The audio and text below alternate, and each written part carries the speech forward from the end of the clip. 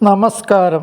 ജ്യോതിഷപ്രകാരം ഓരോ രാശിക്കാർക്കും കണ്ടെത്താവുന്നതും കിട്ടാവുന്നതും ഏറ്റെടുക്കാവുന്നതും അതുവഴി നേട്ടം കൂടുതൽ ലഭിക്കാവുന്നതുമായ ജോലികൾ ഏതൊക്കെയാണെന്ന് നോക്കാം. മേടക്കൂറ്.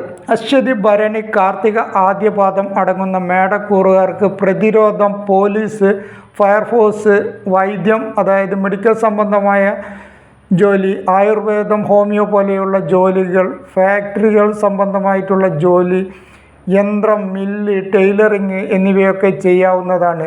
അടുത്തത് ഇടവക്കൂറ്. കാർത്തിക, മുക്കാലി, രോഹിണി, മകരം ആദ്യത്തെ 2 പാദം അടങ്ങിയ ഇടവക്കൂറുകാർക്ക് വ്യാപാരം, റിയൽ എസ്റ്റേറ്റ് ബ്രോക്കർ പോലെയുള്ള ജോലികൾ, ബാങ്കിങ് പോലെയുള്ള ധനകാര്യ സ്ഥാപനത്തിലെ ജോലികൾ, ജ്യോതിഷം, ഗണിതം, കല, കായിക രംഗം, ചിത്രകല, ഡാൻസ് എന്നിവയിലൊക്കെ വിജയിക്കാവുന്നതാണ്.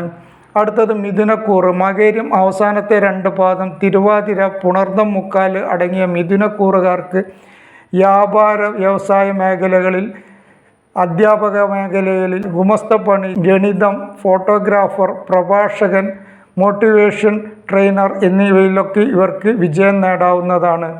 അടുത്തത് കർക്കിടകക്കൂറ്. പുണർദം അവസാന പാദം, പൂയം, ആയില്യം അടങ്ങിയ കർക്കിടകക്കൂറുകാർക്ക് ഹോട്ടൽ വ്യവസായം, പാചകലയുമായി ബന്ധപ്പെട്ട ജോലി, ജലോൽപ്പന്നങ്ങളുമായി ബന്ധപ്പെട്ട ജോലി, അധ്യാപനം, കലാ കായിക രംഗം എന്നിവയിലൊക്കെ ഇവർക്ക് മികവ് തെളിയിക്കാവുന്നതാണ്.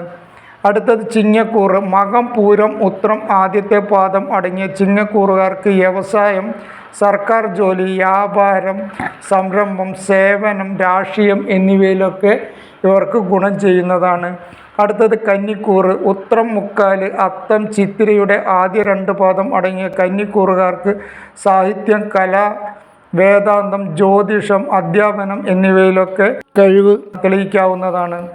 അടുത്തത് തുലാക്കൂറ്. ചിത്തിരയുടെ അവസാന 2 പാദം, ചോതി, വിശാഖം, മുക്കാല് അടങ്ങിയ തുലാക്കൂറുകാർക്ക് വ്യവസായം, എൻജിനീയറിങ്, വ്യാപാരം, പ്രത്യേകിച്ച് പെയിൻറ് പോലെയുള്ള വ്യാപാരങ്ങൾ, ഔഷധം എന്നീ തൊഴിലുകളൊക്കെ ഗുണം ചെയ്യുന്നതാണ്.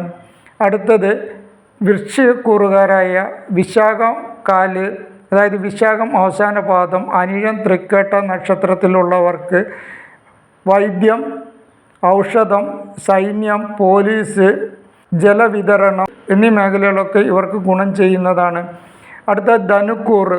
മൂലം, പൂരാടം, ഉത്രാടത്തിൻ്റെ ആദ്യ പാദം അടങ്ങിയ ധനുക്കൂറുകാർക്ക് അധ്യാപനം, രാഷ്ട്രീയം, ധനകാര്യം അതായത് ബാങ്കിങ് പോലെയുള്ള ധനകാര്യ സ്ഥാപനങ്ങളിൽ ജോലി ചെയ്യുക, ജ്യോതിഷം, പത്രാധിപർ എന്നീ മേഖലകളൊക്കെ ഗുണം ചെയ്യുന്നതാണ്.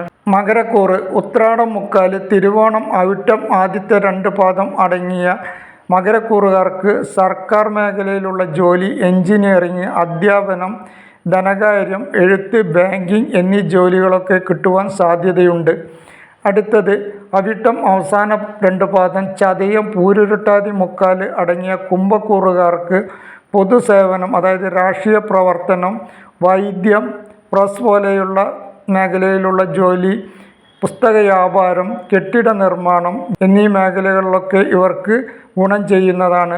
അടുത്തത് മീനക്കൂറുകാർ. പൂരുരുട്ടാതി അവസാന പാദം, ഉത്രട്ടാതി, രേവതി അടങ്ങിയ മീനക്കൂറുകാർക്ക് ഗ്രന്ഥരചന, ഫീൽഡ് വർക്ക്, നേവി, സുഗന്ധദ്രവ്യ വസ്തു വ്യാപാരം, ജലോൽപ്പന്നങ്ങളുമായി ബന്ധപ്പെട്ട ജോലി, ആഭരണ വ്യാപാരം, എണ്ണയുമായി ബന്ധപ്പെട്ടുള്ള വ്യാപാരം, ഔഷധവുമായി ബന്ധപ്പെട്ടുള്ള വ്യാപാരം, ക്ഷേത്രം, പള്ളി, മഠം എന്നിവയുമായി ബന്ധപ്പെട്ടുള്ള പ്രവർത്തനം, ആത്മീയതയുമായി ബന്ധപ്പെട്ടുള്ള പ്രവർത്തനം എന്നിവയിലൊക്കെ ഇവർക്ക് കഴിവ് തെളിയിക്കാവുന്നതാണ്. ഓരോരുത്തരുടെയും ഗ്രഹനില അനുസരിച്ച് ഇതിൽ വ്യത്യാസം ഉണ്ടായി എന്ന് വരാം.